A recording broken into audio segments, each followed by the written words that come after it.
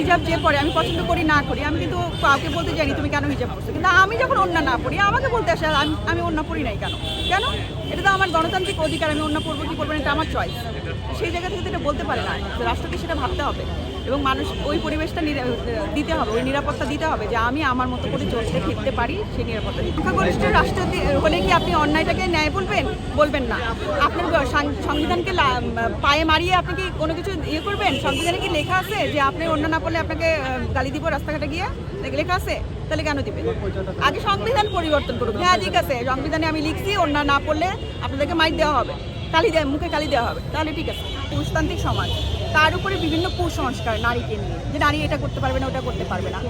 কিছু মানুষ তো এগুলা মানে এই দুইটা মিলায় এমন একটা শক্তি পায়, তখন দেখা যাচ্ছে তারাই আসলে এগুলো করে, অশিক্ষিত মূর্খ, তার যারা অন্যের মতামতকে মূল্যায়ন করে না, অন্যের মতামতকে শ্রদ্ধা করে না, শুধু মনে করে ও নিজে ঠিক আর কেউ ঠিক না, ওরাই করে।